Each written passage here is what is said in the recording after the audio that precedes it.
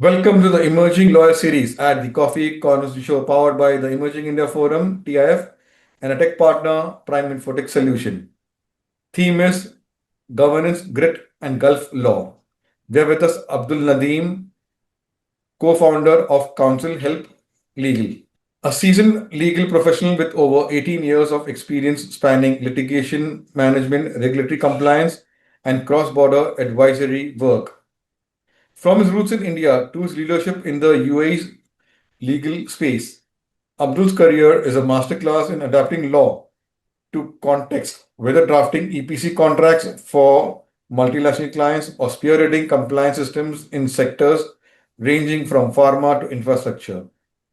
With governance credentials from the UK and deep insights into international arbitration, AML, frameworks, and employment law, he's not just shaping policies, he's architecting future ready legal ecosystems.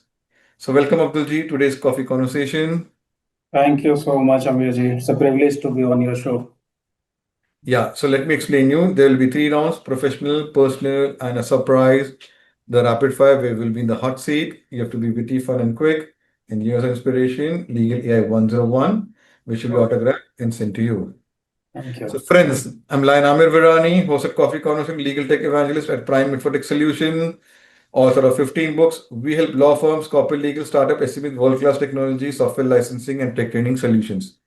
So, my first question, Abdulji, how has your journey shaped up, and what were the key defining moments you had?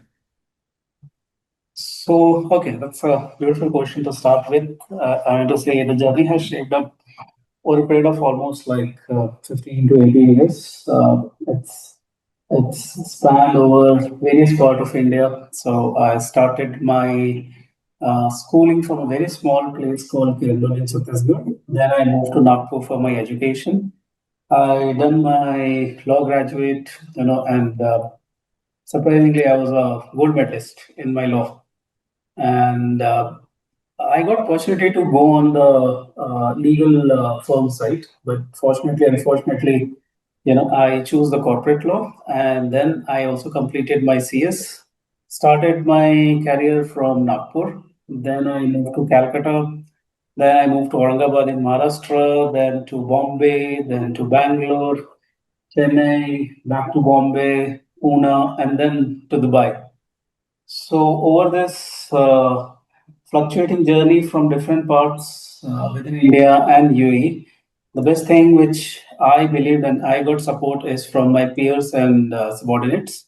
So you won't believe I'm still in touch with my first manager from Nagpur, even after 18, 19 years.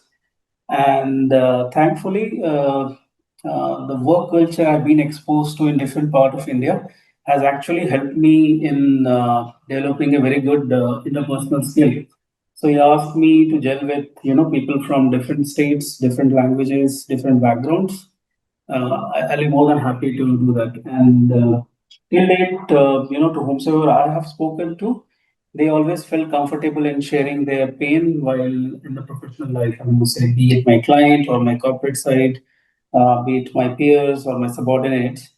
So it's a wonderful journey wherein I have learned over a period of time, and I'm still learning, being into an international city in Dubai.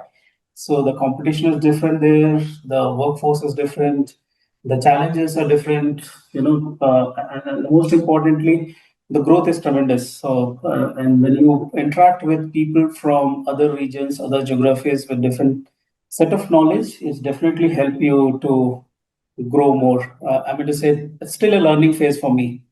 I won't say I have settled or I'm an expert into anything, but being into an international city, I still have to learn a lot of things. Wow. So, let's dive deep in conversation, Abdul. Mhm. How different is a regulatory environment in Gulf compared to India, especially for corporate legal work? So I would say Gulf, I would concentrate more on UAE and KSA because those are the two regions where I worked extensively. So I would say definitely India is much more matured, much more established, and much more implemented governance system as compared to what we have in UAE and KSA. So both UAE and KSA are still emerging. UAE has an upper hand, but KSA is not lagging behind. They have this Vision 2030. They are in the process of bringing governance, bringing accountability, bringing responsibility within the terms of what we call as directors and shareholders accountability when you do a business. They are still behind the Indian legal framework, but surely technology being on their side, it's not that far wherein they will catch up with the best standards practice in the world. Wow, beautiful. Okay. Uh, so let's go to the next question. What's your approach to integrating legal strategy with business scalability for SMEs, startups in the UAE market? See, whether it's UAE or India or any other market for that reason, the startup doesn't have much of the advantage when they deal with established clients. Most of the startups, when you enter into business, your first contract or the second contract always come from somebody who is already established, maybe 10x or 20x of your size. So you don't have much of the scope to negotiate on those legal front, but to accept certain risk and move forward and to grow as you further proceed into your business. So, but yes, there are a lot of protections given to startups and SMEs in UAE. The only question is to what extent they want to utilize those, because when you say utilizing those is basically exercising your legal right, and exercising a legal right always comes with a cost. So the risk is span between your financial, your legal, and your goodwill. So it depends on the SMEs you work with. You have to explain them how exactly the things work, and it's up to them to what extent they want to take risks. But yes, the protections are there. Still, people take chances. Some of them succeed, some of them fall back. Wow. So let's go to your forming a law firm, Counsel Help Legal in the Yep. UAE. Yep. Dividing into two, three parts, what made you select UAE market for your अपना ये law firm journey? Mhm. Uh, how the journey has been, and if someone from India or other countries want to set up law firm practice, what are the preparations he has to go through? Yeah, I mean, as I see, what actually forced me or helped me to decide to establish a company in UAE is nothing but the passion or the zeal inside me to go beyond India. So I was actually considering Canada, UK, and Middle East. So it just happened that I went to Dubai in 2022, spent like 15, 20 days with one of my friends. And then I saw the growth, I saw the social security there, not in terms of financial, but in terms of, the crime rates and other things. So I then decided to set up my shop in Dubai. So setting up a shop in Dubai was not an easy task. I mean, especially for someone who has a law degree from outside UAE or from outside Europe or US. So it was a hard task. I spent almost a year to understand how the work culture is there, how the legal works there, and how the court works there. So someone not having an Arabic efficiency in Arabic language, it's very difficult for him to have a mainline practice within UAE, be it any of the Emirates. So Dubai is not an exception to that, and getting a license itself is a big task. They generally give for non-speaking individuals. They don't give a mainland license wherein you can practice before the court. But there are few English courts within UAE wherein you can register yourself. So I actually have spent my time there learning all those English court rules and regulations. They follow mostly the Commonwealth nation rules and regulations, which is very similar to the Indian regulations. Say, for example, the Companies Act followed in one of the free zone, which follows the English code, is much advanced that the Companies Act we see in India. Yeah. So that has actually helped me a lot. And also being a company secretary, I only practice in the corporate law side, not on the hardcore civil or criminal litigations. And my advice to people who want to venture beyond India and go to UAE is, prepare yourself, because in India you are competing within your own lawyers. But once you go to an international city, you need to compete with lawyers from different part of the world. And being an international city, there are pockets, pockets of clients. So it all depends on how good you are in networking and how easily you can penetrate into those pockets. Most of the business in UAE is through networking and through trust. If you say somebody want to go to UAE and do social media and will get clients, no, it doesn't work that way in UAE, especially in Dubai. Yeah, social media may help you, but may not get you a client or may not help you to survive beyond 1 or 2 years. So the most important thing for anyone who want to go beyond India and set up their practice in UAE is to have networking, a strong networking, and you have to go beyond the circle of Indians. You have to target, other Asian countries. You have to target Russians. You have to target Europeans. At the same time, you have this competition from other lawyers also. Wow, beautifully summarized. Thank you. Mm. Okay.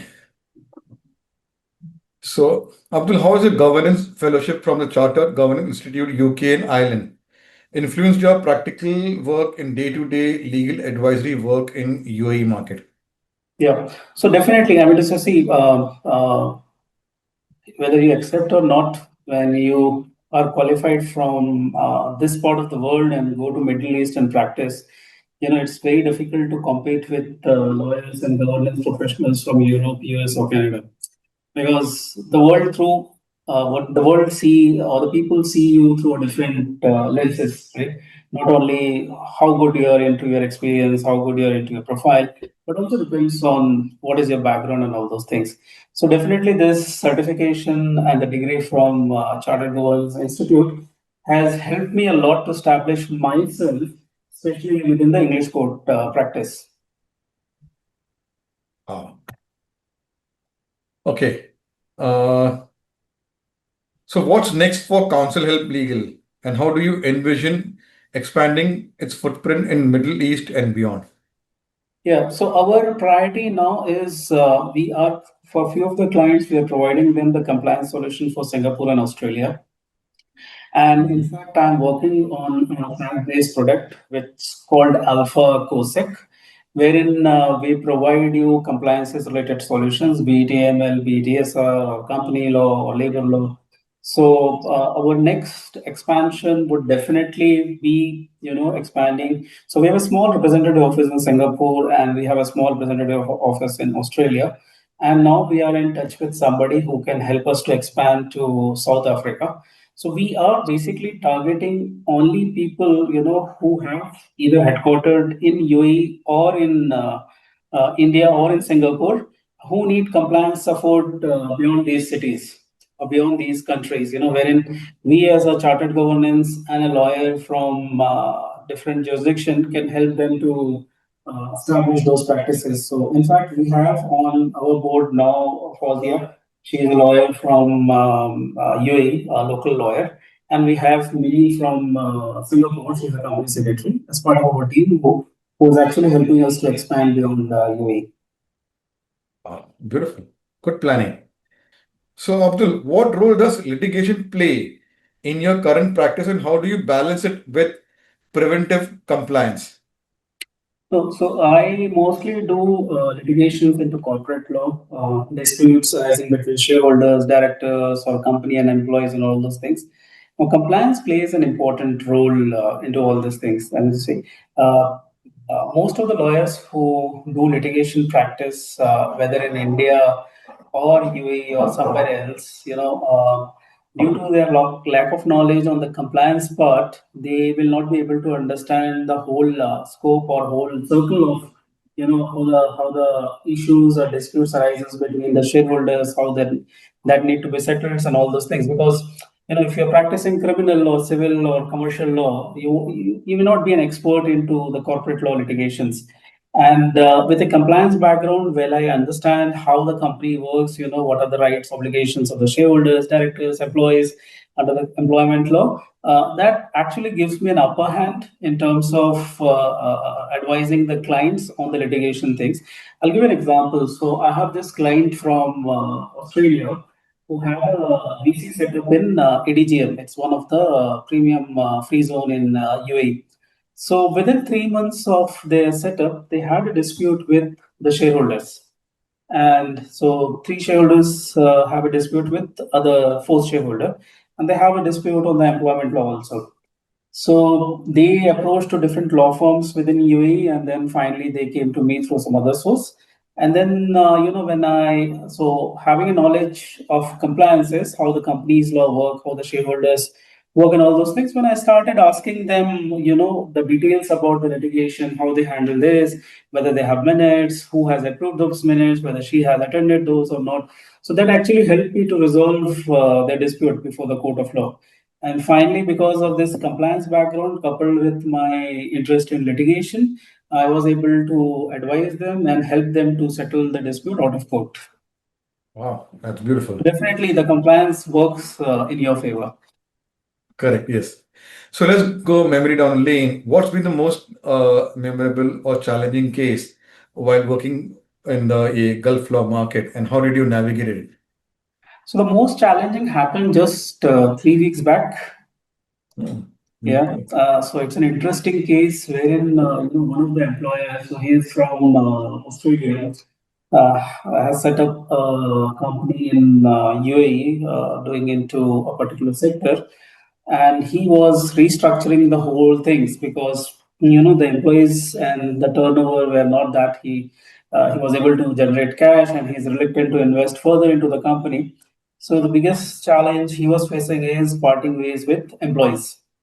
So, the biggest challenge I face advising him on this particular assignment is parting ways with his general manager, who is basically a Jordanian, native Arabic speaking, working in UAE for the last 20 years, and knowing law probably maybe more than the lawyers itself. Yeah. So, but thankfully, from day one, I was able to advise the promoter that if nothing works, then this is the final solution.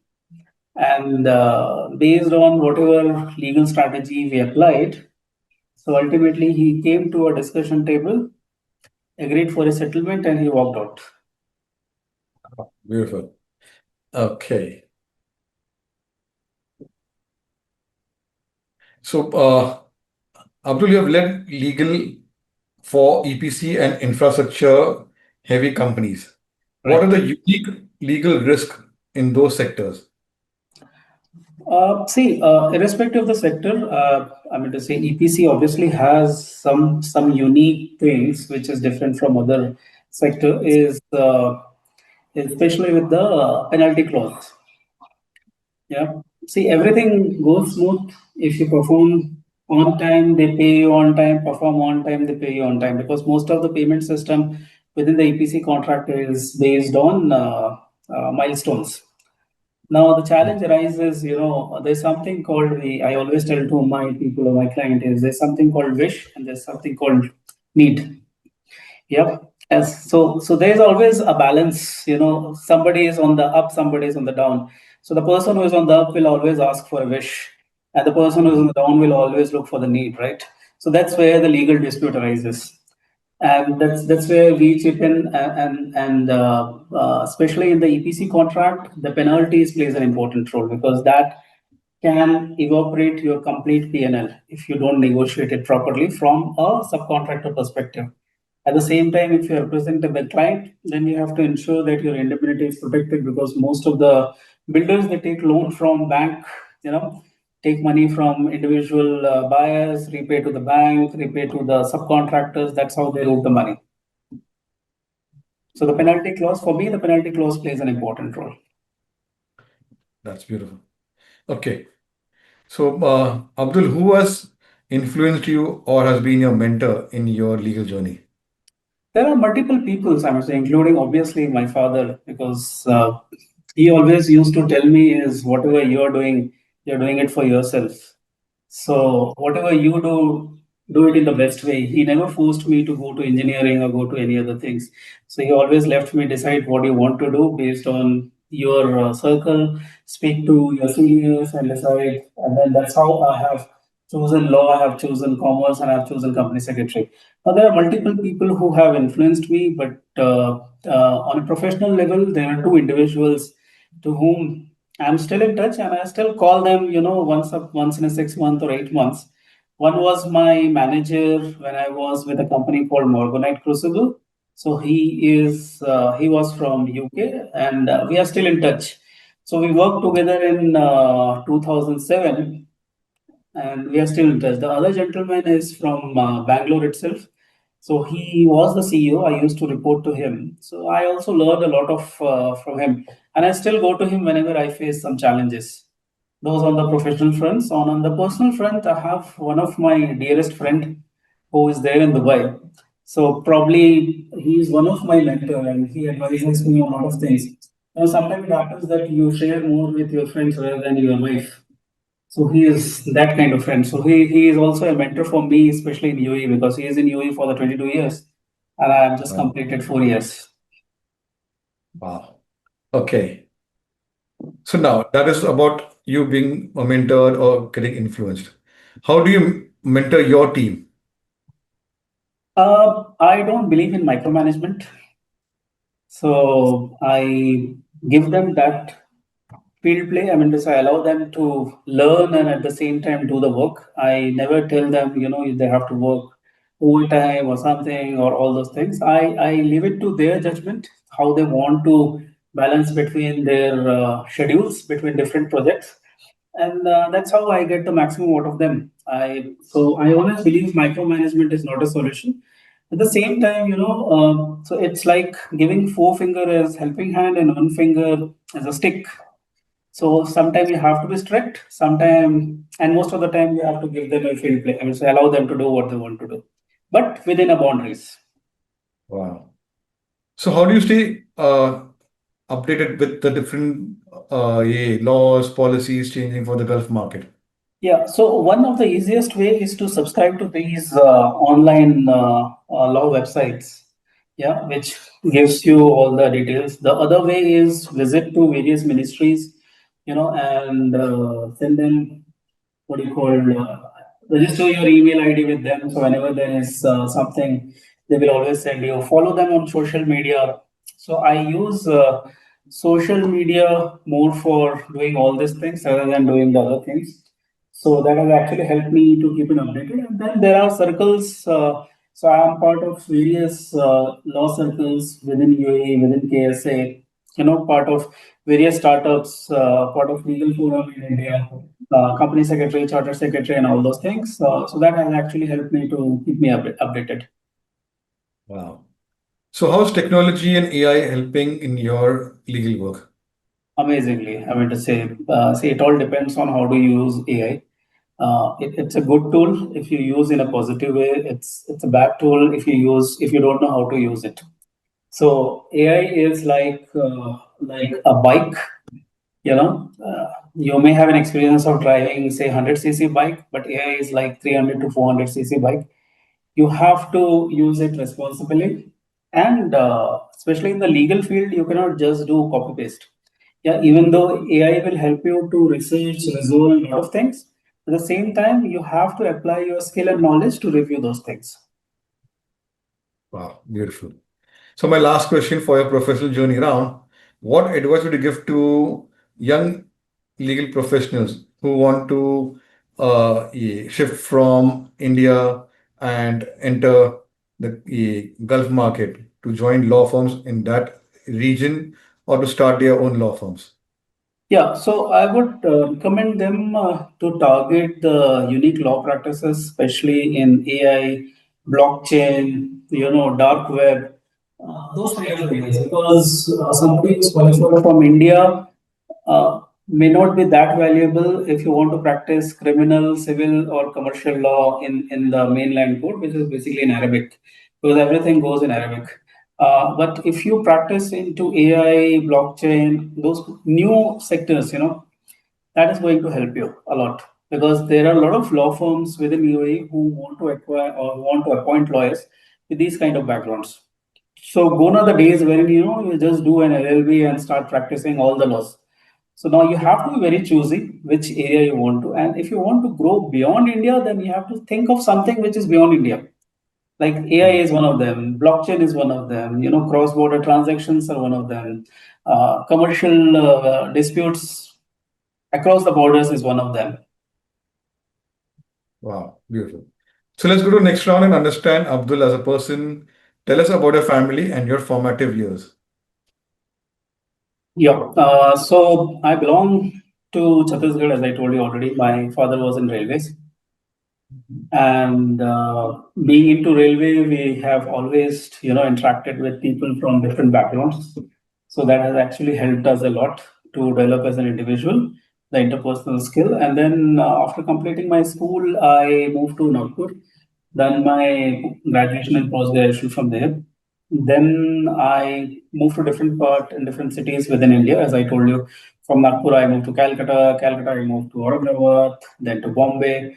And Bombay is where I got married. My wife is from Bombay. Yeah, and then we moved to Bangalore. We are blessed with a son in Bangalore, so Bangalore has a special place in our life. And then we moved to Chennai. Chennai was very, very different experience for us because there's only one weather there, the hot, hotter, and hottest. So we survived for 2 years, and then we moved back to Bombay. And as of now, so I stay with my wife and my son in Dubai. My mother, sister, and my brother, they all stay in Chhattisgarh. That's beautiful. Okay. What's that hobby or creative pursuit which helps you to unwind and recharge? See, hobby is, I will say, I love doing networking. Mhm. So most of the time in Dubai, every day I spend meeting somebody or the other. So doesn't go with an intention of gaining a business or getting a business from them, but more to understand that person and be in touch because I have seen people coming back to me after 2 years. So I won't say it's exactly a hobby, but a bit of hobby and professional requirement. Wow. And then the other So, thing which I really love is, sorry, the other thing which I really love is, we can actually categorize that as hobby, is I love road travels. wow. Yeah. So I Wow. have done So what? road trip from Chennai to Mumbai, from Pune to Bangalore, from Pune to Bhilai, Pune to Wow. Nagpur, Nagpur to Hyderabad. So do you do that in Dubai? Yeah, yeah, yeah. Road. So Dubai, UAE is a small, 2 hours you will reach on the other end of the UAE. Okay, my next question will be related to Dubai only. If someone wants to visit Dubai, Uh, so what are the places to visit and for food, what to have, what restaurants to visit? See, I'll tell you, whatever your food choice is, Dubai can cater to that. Be it vegetarian, be it non-vegetarian, be it Indian, Chinese, Singaporean, or Thai food, or any of the Arabic food, or I mean to say Europe and America doesn't have a cuisine. They are more like sandwich and all those things. But I mean to say if you love so all the big brands which are there in India, you will find in Dubai in terms of hotels. And if you love non-veg and you love Arabic food, then there are mandi houses, there are abrajil, which serves authentic Syrian food. So it depends on your taste. There is a choice for everyone. I mean to say you can eat a food in 10 dirham, you can eat a food in 1,000 dirham. Yeah, Wow. it all depends. You go to Burj Khalifa, spend 1,500 dirham for a dinner, or you just cross the road, come to a restaurant across Burj Khalifa, you spend like 200 dirham there. Wow. So how does the weekend look for Abdul? For me, weekend is spending time with my son and my wife. Sometime it happens that I have to meet some of the clients who may have traveled just back to Dubai and wanted to meet on a weekend or catching up with friends. Wow. Okay. So if your friends were to describe you in three words, what would it be? The friends want to describe me in three words. What would it be? I have to ask my friends. No, so one thing is there. The friends always tell me that whenever I am there with them, they always are happy because the kind of jokes we cracks with each other is like at a different level. Wow. So what is a book or movie which has left a lasting impact on you? Uh, I'm not a movie goer. I don't know when is the last time I watch a movie in a cinema hall or on TV. It's more like whatever. But I really like this movie called Three Idiots. Mhm. Yeah, that gives a lot of life lessons. Sorry. Wow, yeah, beautiful movie. Okay. So now my last two questions. What are your plans for 2025 personally and professionally? So personally, I just want to settle down more in terms of, with my, maybe I may go ahead and buy some property in Dubai, subject to I achieve the milestones what I've decided for my professional P&L. And then professionally, I just want to expand now beyond UAE. So India and UAE, we have a good practice. Now I want to go beyond those. South Africa is in touch, and then Singapore is another destination. Beautiful. So the last one is googly one. Describe Mhm. Abdul in one line. Jolly. So let's put you in the hot seat, the rapid fire round. Your go-to comfort food. Biryani. Courtroom or boardroom. Boardroom. Dubai skyline or Indian coastline. Indian coastline. Governance or litigation. Governance. One word to describe the UAE legal system. Very unpredictable. Okay. Your dream travel place. I really want to travel to Canada once. Wow. Your favorite color. White. Best piece of advice received. Best fees for advice received. Best piece of advice received. Yeah, that's from my father. He always used to say, always think of doing anything that you are doing it for yourself. Wow. Beautiful. Uh, Best Mughlai dish. I would say the white chicken, Wow. Tea or coffee to recharge. coffee. Yes, sir. Yeah. Hmm. So you did it, Abdul. And here's a book, Legal AI 101, which will be autographed and sent to you. So, Thank you so friends, much. it was a lovely conversation. Uh, so, uh, Understanding the Gulf market. This is the episode where all viewers, all the legal professionals should watch this, and all those who want get connected for legal advice for the Gulf market, for government compliance, so many things. His Abdul's details will be there in the captions. So connect with him, and he loves to meet people. That is also lovely, and likes to go on a road trip. We wish K by he does road trips in India wherever he gets the time. So, sorry, you're coming down to Mumbai as you said, so you Yeah, can plan your road trips. I forgot to ask you that question. So, make a plan for your I road already have trip a plan and prepared. please update us. Okay, how was the road trip? That's very Sure. good. So, like that, there are 500 coffee speakers who inspire through their professional personal journey. And if you want to feature like Abdul, visit our website, the Emerging India Forum, and fill in the form or connect with one of the coffee speakers. They would refer, like Abdul was referred by Debashish, a coffee speaker. So the journey continues over a cup. Over coffee cup, the Yeah. conversations, and the coffee speakers become part of the coffee tribe. So welcome, Abdul. Now you're part of the coffee Thank tribe you so much. community. So we meet tomorrow with another coffee speaker. Thank you. Thank you. Thank you so much. It's a privilege to be with you. Thank you.